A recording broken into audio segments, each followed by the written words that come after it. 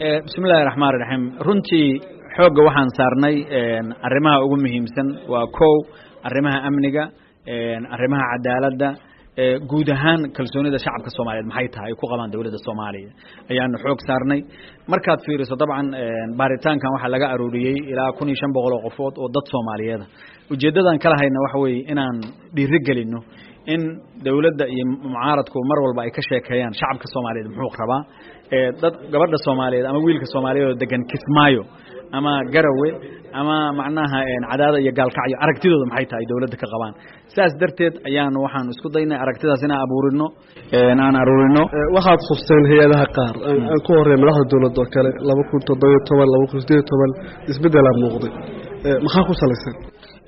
arrinkaas waxaan ku salaynay markii madaxweynaha la doortay 5 bilood ka bacdi ayaan waxaan sameeynay cilmi baaris bishii 8 2017 waxaan weydiinay isla su'aalahan aragtida iyo kalsoonida dadku ay u qabaan saad la xasuusato waxa jirtay kalsooni aad u fara badan meel walba xabada laga riday meel walba dadku aad bay madaxweyne farmaajo kalsooni badan ugu hayeen taas ayaa keentay inuu ilaa 86 haysto ilaa 87 uu haysto ratingka inuu haysto aad ba maaragtay kalsooni badan u haystay hadda oo hal sano iyo xoogaa ama hal sano iyo bar laga joogo dadkii baan weydiinay aragtidaada ka waran waxaad moodaa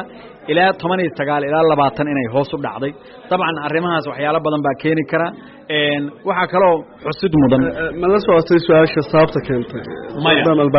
maya anagu waxaan weydiinaynay wax la yiraahdo aragtidaadu maxay tahay ku saabsan madaxweyne Cabdullaahi Farmaajo arrinka ku saabsan sababtu maxay tahay waa cilmi baaris kale oo gooni ah laakiin tan waxay ahayd kalsoonida intaad u haysaa intay la egta taas bay ahayd ra'iisul wasaaraha maxaa ka dhacay ra'iisul wasaaraha xaqiisa ilaa 21 baa hoos u dhacday طبعا marka qofka la doorto Soomaalidu aad bay waa dad aad u fiican kalsoonidooda ay badan tahay ilaa 86 bay siiyeen hadda ilaa 21 baa hoos uga dhacday waxa xusid mudan marka la fiiriyo ra'iisul wasaaraha iyo wasiiradiisa inay kalsoonidooda kala duwan tahay wasiirada marka la fiiriyo boqolkiiba 37 ayaa hoos u dhacday taasna waxa keeni kara dhici karta wasiirada aan qaarkood oo la kala bedelay ilaa adugu 10 wasiir oo la bedelay intii dawladdu ay dhalatay waxa dhici karta inaan lala soco karin macnaha shaqada ay qabanayaan taas ayaa dhici karta inay keentay 37 inay hoos u guud ahaan marka la fiiriyo arrimaha amniga oo kale waxaad ma aragtida dadku inay maaragtay kala duwan tahay midalan Garawo kale iyo Cadaado iyo Kismaayo iyo beledweyne oo kale waa kala duwan yihiin beledweyne iyo Muqdisho kalsoonida dadku ay ku qabaan dawladdu inay wax ka qabanaydo amniga aad bay u yarta boqolkiiba 35 maad moodaa gobolka Banaadir oo kale inay tahay markaad fiirido Garawe طبعا boqolkiiba 80 way waxa xasuusha dul istaagna waa meesha ugu baahan dawladda oo dhan baa degan amniga Muqdisho kala 35 boqolkiiba dadku sidee u qeexan run ahaantii waxyaalaha dadku ay keenaan waxa weeye waxa la fiirinayaa ma u malaynaysaa dawladdu inay arrimaha amniga wax ka qabanayso kale su'aashu ku kalsoon tahay marka dadkii dabcan waxaad arkaysaa waxa saameyn ku leh 14 Oktoobar wixii dhaco kale qaraxyada joogtada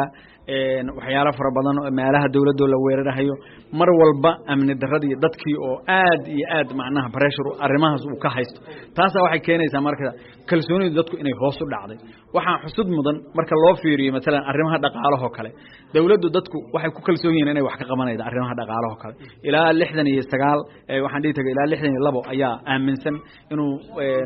macnaha dawladdu ay wax ka qabanayso arrimaha dhaqaalaha kale marka waxaad moodaa dadku inay yihiin dad cadaalad arrimaha dhaqaalahana inay arki karaan dawladdu inay wax ka qabanaydo laakiin amniga in ay la siiyay dawladda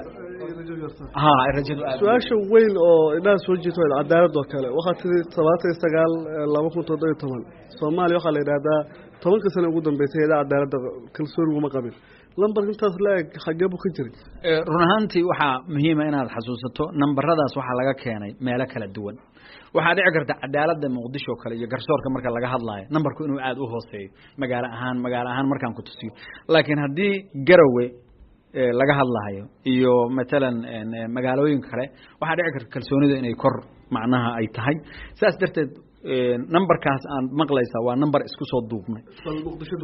Muqdisho markaan fiirido aad buu macnaha kalsoonida ku saabsan cadaaladdu waxaad arkaysaa kalsoonida loo qabo ilaa 49% inay ka yartahay xataa waxaana keenaysa dadku inay dareemahayaan maxaakimtu iyo garsoorayaashu inaysan kalsoonidii loo baahnaa ama shaqada sidii loo baahnaa inaysan u qabanayn kalsoonina aan lagu qabayn inay arrimaha garsoorka wax ka qabanahayaan ugu dambeyntii dawladdu iyo mucaaradkuba way joogeen see u arkeen cilmi baaristii run ahaantii waa arrin aad iyo aad dabcan waxaad garanaysaa dawladda qayb ka mida waxay leeyihiin waxaad siideen hub culus baad waxaad siideen mucaaradaduna waxay isleeyihiin suurtagal maaha in hadda maxamed cabdullaahi farmaajo uu 67 haysto marka labadaba waanu eedaysannahay waanaad garanaysaa cilmi baaris markaad samayso ujeedadeeduna waxay tahay inaan runta soo hordhigno